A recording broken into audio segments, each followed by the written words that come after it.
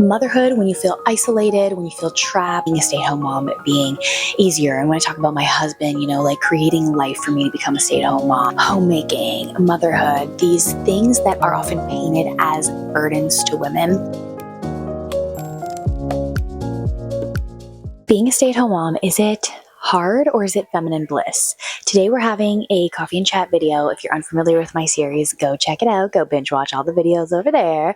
Basically, we are going to be talking about the internet conversation right now that I've seen spewing up, especially over Instagram, about being a stay-at-home mom being easy or hard. You have two different sides. You have one side that says it's extremely easy and it focuses on a lot of positivity.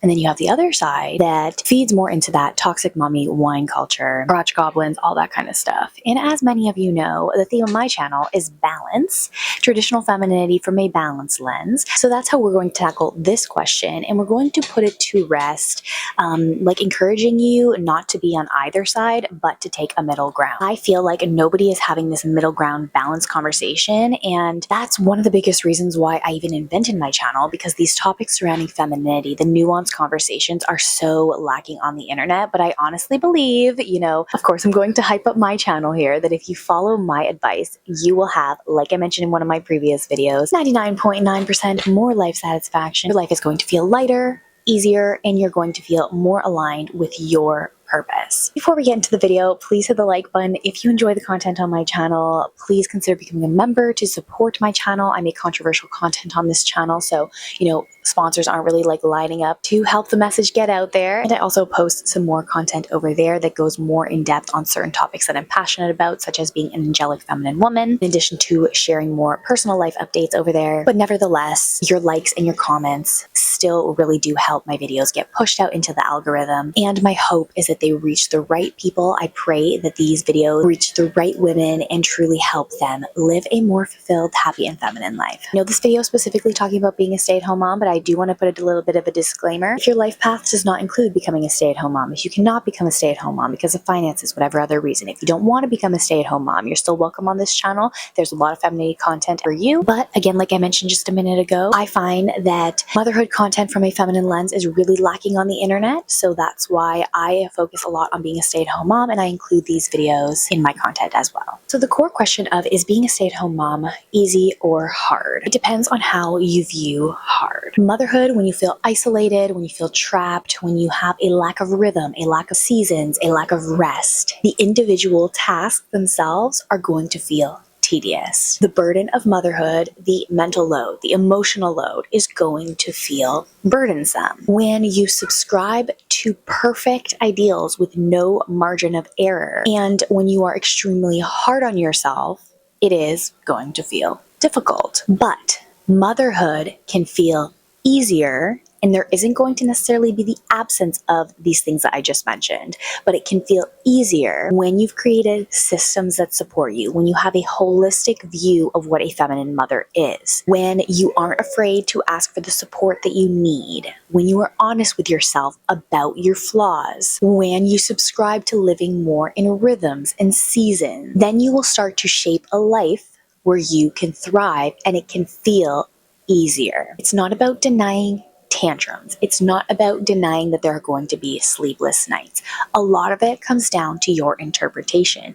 Yet, I'm not fully going to subscribe to the side that says that it's completely easy, because living in femininity is also living deeply emotional and letting yourself feel all the emotions that come with motherhood, the hard times, but interpreting them in a way that is life-giving. One of the reasons why I believe that being a stay-at-home mother can be more aligned for many women with their femininity is because you are able to focus on one domain at a time. You will notice in my content, a lot of what I talk about is living life in seasons as a feminine woman. And a big misconception of how people don't understand women is the way in which their ability to multitask manifests itself. Mothers can multitask the best in one domain. The feminine mother can have that running to-do list in her mind and get all the things done within that domain. Feminine multitasking can thrive in the home. For example, I wrote it down in here on my phone, like teaching your toddler about shapes while folding the laundry, creating daily rituals and themes and seasonal flows. It is that running mental to-do list that is often perverted in terms of like emotional labor, but can be interpreted as a feminine superpower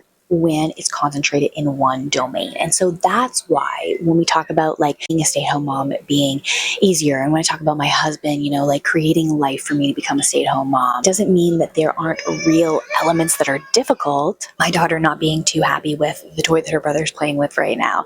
Like, these are real and raw annoyance things. So when we talk about the feminine thriving in the domain of motherhood, we talk about the concentration in one area, one domain, mastering the domain. That's what popular culture will often talk about, like the domain of the home, the interior decorating, being highly feminine. Realizing and accepting that the feminine thrives when deeply nurturing one aspect of her life and having the freedom to do so, we can say that being a stay-at-home mom is easier in that way. But acknowledging the raw and difficult instances presents a balanced perspective. Being a satisfied feminine mother is taking ownership of your femininity in terms of motherhood. Like I just mentioned in my video about jealousy, choosing joy but acknowledging that not everything is perfect will overall make your motherhood journey easier. And something that I've learned over the years is that when you create systems that work for you,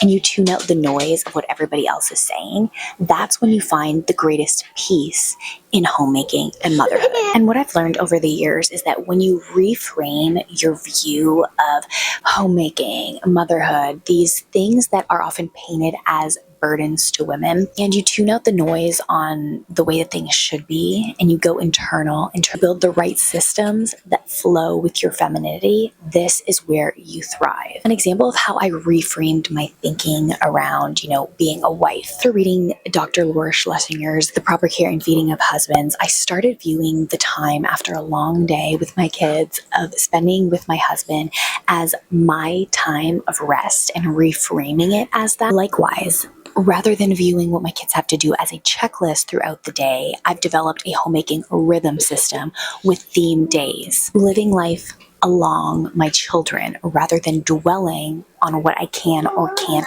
do with them. The feminine is about making the most of the circumstance that you are in, finding joy in every single thing. And that's why I've talked about recently how you can never truly bring down a feminine woman because she has that untethered self-esteem. She has that high, unbreakable self-esteem. I'm soon going to make another video about practical motherhood tips and how I feel as though I've leveled up in my femininity when it comes to motherhood and like the things that I have done. But acknowledging that you want a fulfilled life means actually taking the steps to get there and not just dwelling on the imperfections. If I wanted to control every single sound in the background of my videos, I would never be able to even do these videos. As feminine women, we look at our lives, we acknowledge the ideal of how perhaps we wish something would be, but we find a middle ground of peace. And that's where life starts to feel easier.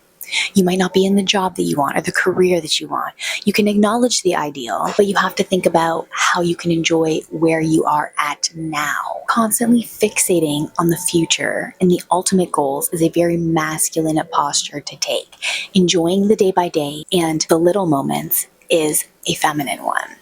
And so that's how being a stay-at-home mom can be easier if you reframe the way that you are thinking. It's again, not that toxic positivity of ignoring like the fact that you don't have a village, for example. One of my friends recently posted how she saw a tweet of somebody saying like, if you don't have any support at all, you just need to suck it up and try harder. That's not the perspective that I have on this channel here. You of course need to voice your needs to your husband, perhaps your unsupportive family, perhaps just like venting them to yourself out loud. You might not be able to change them, and that's where the element of feminine peace comes in.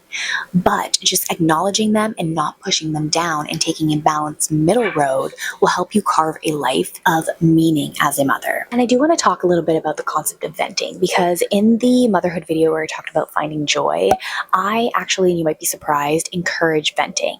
But how does it get into territory where you start viewing motherhood as being extremely hard, as being a stay-at-home mom is like this extreme dread? That is the difference between like light joking and referring to your kids as crotch goblins, or just getting in this extreme negative pattern of only consuming content that views motherhood as this extreme oppressive burden. The feminine woman views motherhood as a chapter in her life and a chapter to refine her femininity. Sometimes refining your femininity is going to look ugly, like recovering from a C-section and being humbled by the fact that your husband has to help you put on an adult diaper. That's not really pretty, but it's also toxic to look at those hard moments and try to force yourself to find all of the joy in them. The entire picture, looked at it from a feminine lens, is that motherhood, again, refines you into being a better person and a better woman. But the toxic viewpoint, which leans more towards like being a stay-at-home mom as extremely easy in terms of that positive toxicity, is not being able to at all vent about your grievances. You learn so much as a woman from being able to express yourself to your friend, to your husband, to yourself, in a journal,